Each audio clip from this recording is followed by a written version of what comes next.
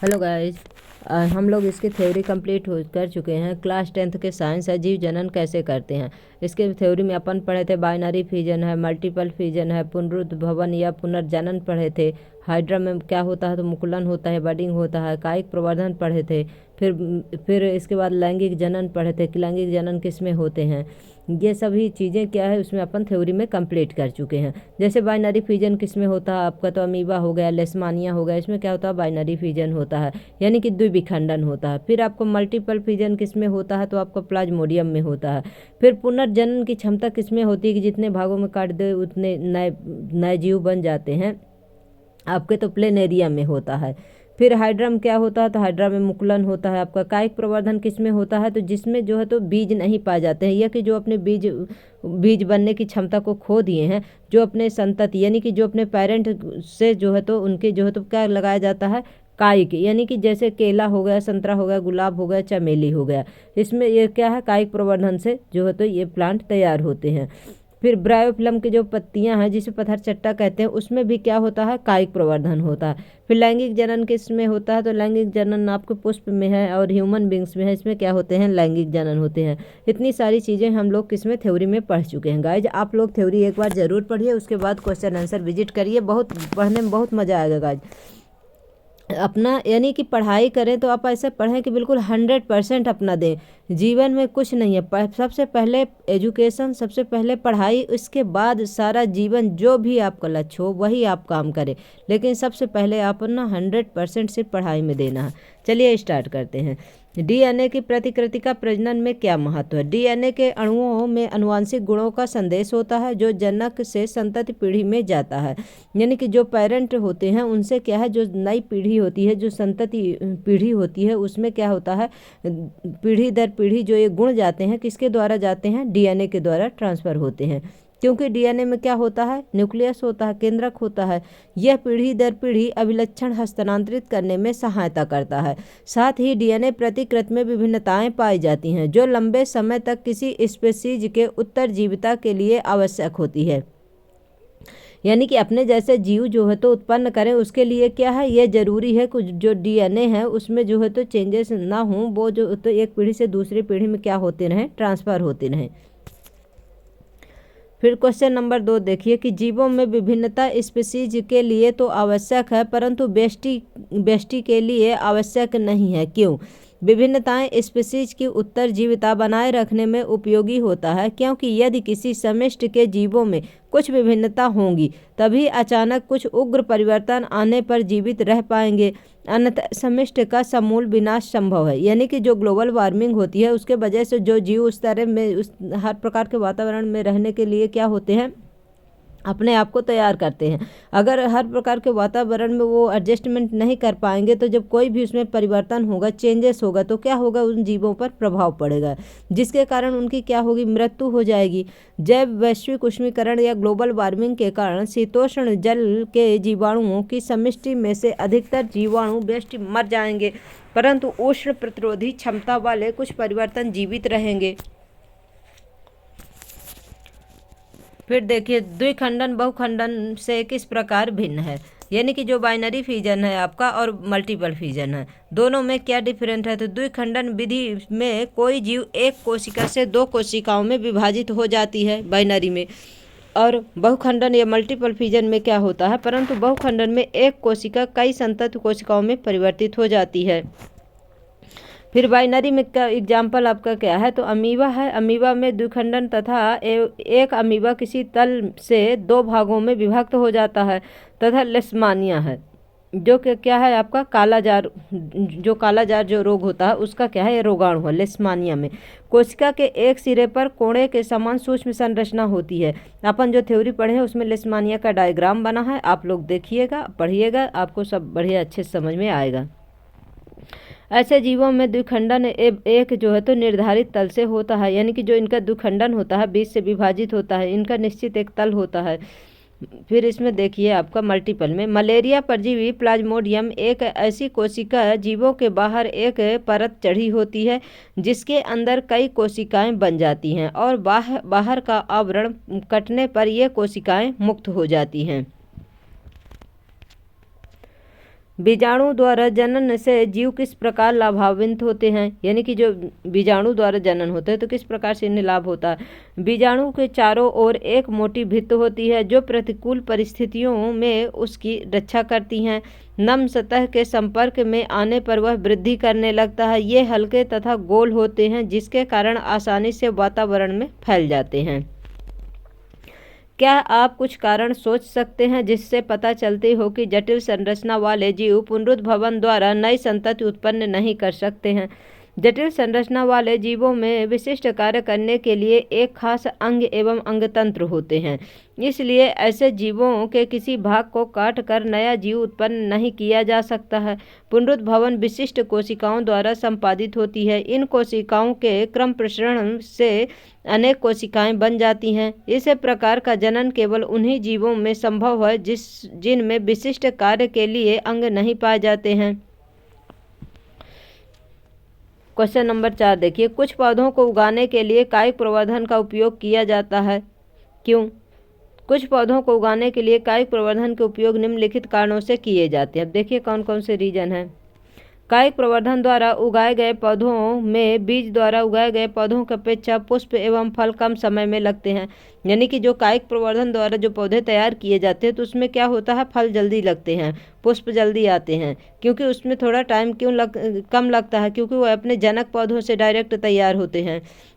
यह पद्धति उन पौधों के उगाने के लिए उपयुक्त है जो बीज उत्पन्न करने की क्षमता खो चुके हैं। जैसे एग्जाम्पल के लिए क्या है, आपका गुलाब है, चमेली है, संतरा एवं केला है। इनका क्या लगता है, आपका कायिक प्रवर्धन लगता है, यानी कि कलम लगता है। कायिक प्रवर्धन द्वारा उत्पन्न सभी पौधे आनुवांशिक रूप से जनक पौधे के समान ही होते हैं। यानी कि जो कायिक प्रवर्धन से जो पौधे लगाए जाते हैं क्या होते हैं, जो आनुवांशिक रूप से जो उनकी जो पेरेंट होते हैं उन्हीं के समान सेम होते हैं, उसमें कोई जो है तो परिवर्तन नहीं होता है। क्वेश्चन नंबर 5 देखिए, डीएनए की प्रतिकृति बनाना जनक के लिए आवश्यक क्यों है? डीएनए की प्रतिकृति बनाना जनक के लिए इसलिए आवश्यक है क्योंकि इससे संतति कोशिकाएं समान होते हुए भी किसी न किसी रूप में एक दूसरे से भिन्न होती हैं। यही विभिन्नताएं जैव विकास का आधार है। इस प्रक्रिया में जनन कोशिका में डीएनए की 2 प्रतिकृतियां बनती हैं और इसके साथ साथ दूसरी कोशिकाएं संरचनाओं का सृजन भी होता रहता है तथा इसके बाद ही डीएनए की प्रतिकृतियां विलग हो जाती हैं। फिर देखिए क्वेश्चन क्या है, परागण क्रिया और निषेचन से किस प्रकार भिन्न है, यानी परागण और निषेचन में क्या डिफरेंट है। तो पराग कणों का पुंकेसर से वर्तिकाग्र या स्टिग्मा तक पहुंचने की क्रिया क्या कहलाती है, परागण कहलाती है, पोलिनेशन कहलाती है। निषेचन या फर्टिलाइजेशन नर तथा मादा युग्मकों को मिलकर जायगोट बनाने की प्रक्रिया को क्या कहते हैं, निषेचन कहते हैं। अब परागण में देखिए, यह ज़्यादातर कीट, हवा, जल, पक्षी आदि के माध्यम से होती है। अपन थ्योरी में भी सब पढ़े थे इसको। फिर फर्टिलाइजेशन, इस प्रक्रिया में नर युग्मकों को मादा युग्मक तक ले जाने का कार्य पराग नलिका करती है। फिर परागण में देखिए, यह क्रिया निषेचन से पहले होती है। पोलिनेशन कब होता है, यह जब निषेचन नहीं होता उसके पहले क्रिया होती है। यह क्रिया परागण के बाद होती है। शुक्राशय एवं प्रोस्टेट ग्रंथि की क्या भूमिका है। प्रोस्टेट तथा शुक्राणु अपने स्राव शुक्र वाहिका में डालते हैं जिससे शुक्राणु एक तरल माध्यम में आ जाते हैं। इसके कारण इनका स्थानांतरण सरलता से होता है, साथ ही यह स्राव उन्हें पोषण भी प्रदान करता है। यौवन आरंभ के समय लड़कियों में कौन से परिवर्तन दिखाई देते हैं। यौवन आरंभ के समय लड़कियों में निम्नलिखित मुख्य परिवर्तन दिखाई देते हैं।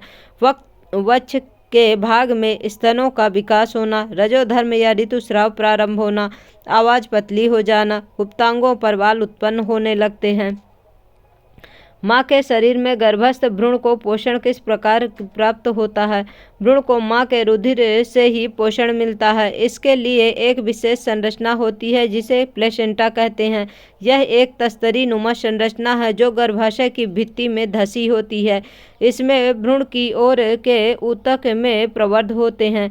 माँ के ऊतकों में रिक्त स्थान होते हैं जो प्रवर्ध को आच्छादित करते हैं। यह माँ से भ्रूण को ग्लूकोज, ऑक्सीजन एवं अन्य पदार्थों के स्थानांतरण हेतु एक बृहद क्षेत्र प्रदान करते हैं। विकासशील भ्रूण द्वारा अपशिष्ट पदार्थ उत्पन्न होते हैं जिनका निपटान उन्हें प्लेसेंटा के माध्यम से माँ के रुधिर में स्थानांतरण द्वारा होता है। यदि कोई महिला कॉपर्टी का प्रयोग कर रही है तो क्या यह उसकी यौन संचारित रोगों से रक्षा करेगा? नहीं, कॉपर्टी का प्रयोग महिला की यौन संचारित रोगों से रक्षा नहीं करेगा, क्योंकि यह विधि नर तथा मादा के बीच शारीरिक संबंध स्थापित करने में कोई बाधा उत्पन्न नहीं करती है, केवल गर्भधारण रोकती है। अब पाठ्यपुस्तक ये देखिए, एमसीक्यू दिया हुआ। अलैंगिक जनन मुकुलन द्वारा होता है, तो किस में होता है मुकुलन? होता है ईस्ट में होता है। निम्न में से कौन मानव में मादा जनन तंत्र का भाग नहीं है? तो इसमें कौन सा नहीं है? शुक्रवाहिका नहीं है। शुक्रवाहिका किस में पाई जाती है?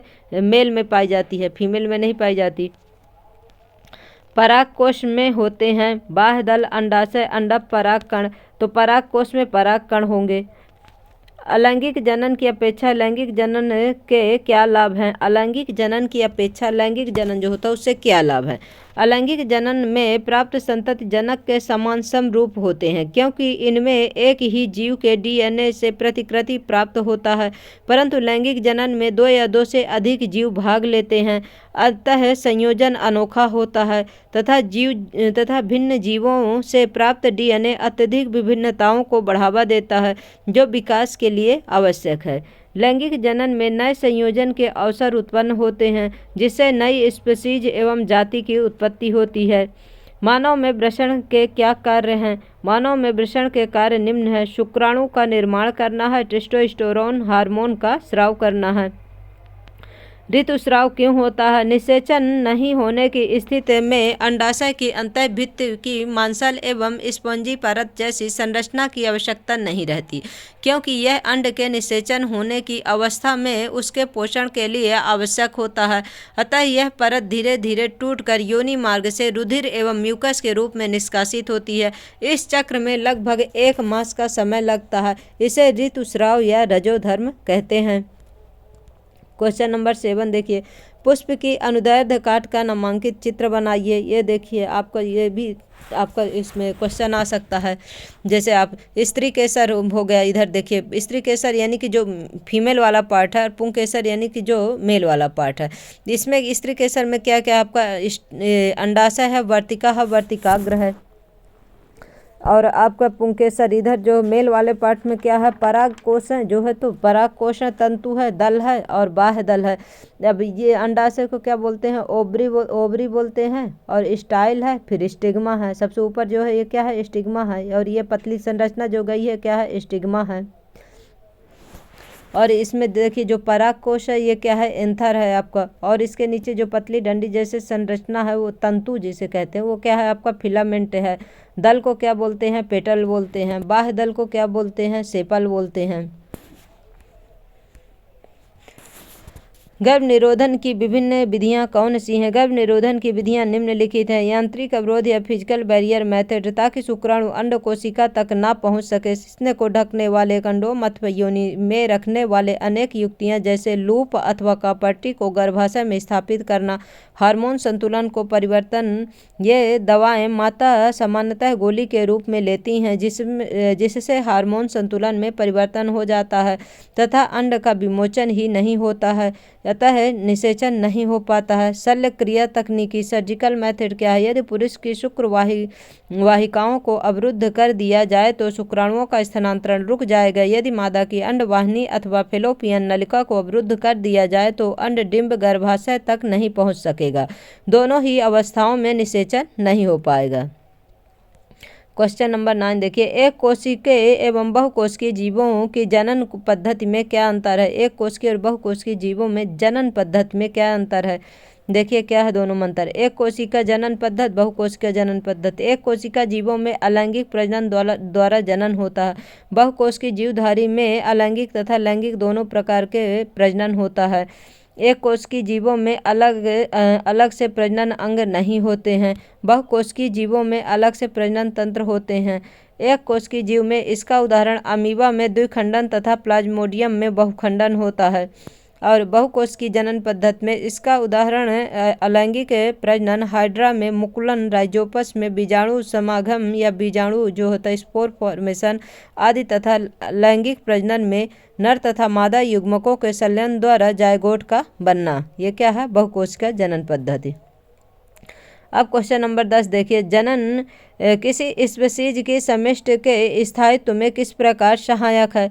अपनी जनन क्षमता के कारण जीवों की समष्टि परितंत्र में अपना स्थान अथवा निकेत ग्रहण करने में सक्षम होते हैं। जनन के दौरान डीएनए प्रतिकृति का अवरोध जीव की शारीरिक संरचना एवं डिजाइन के लिए अत्यंत महत्वपूर्ण है, जो उसे विशिष्ट निकेत योग्य बनाती है। अतः किसी प्रजाति स्पीशीज के समष्टि के स्थायित्व का संबंध जनन से होता है।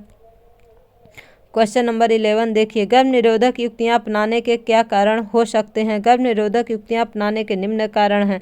अनचाहे गर्भधारण की संभावना को रोकना है, लैंगिक संचरण द्वारा HIV, एड्स, गोनेरिया, सिफिलिस, मस्सा आदि रोगों से बचाव है, बच्चों के बीच उपर्युक्त अंतर के लिए उपयोग होता है।